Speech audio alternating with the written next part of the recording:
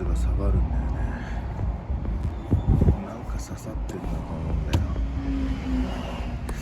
見てみよ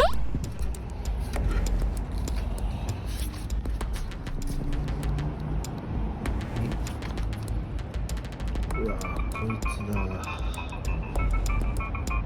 何これ、ネジか。タイヤをつけてカー用品店に行ったら予約がないと8時間待ちだという。もちろん待つわけがない。仕方ない。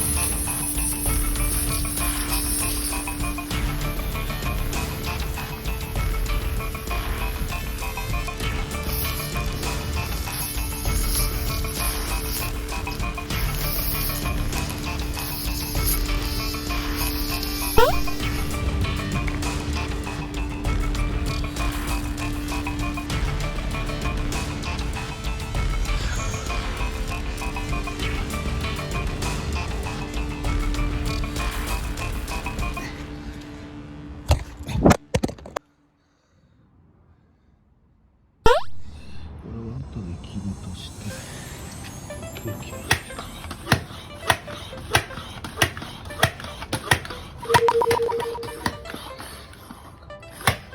なんでか。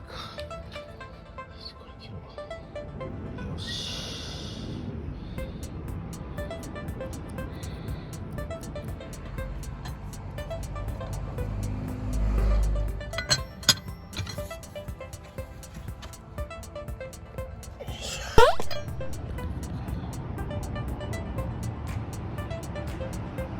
ネジか。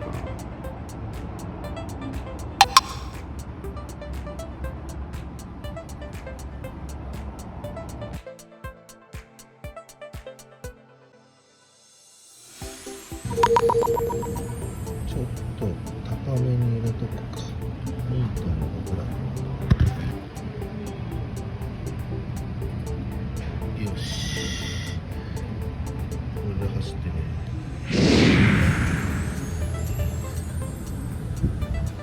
大丈夫だな。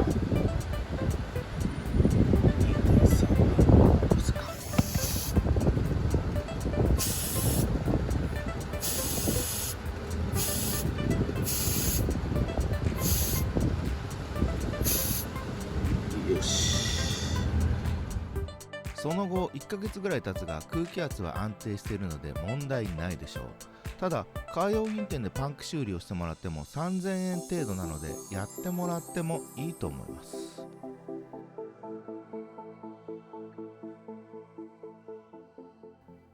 それではまた。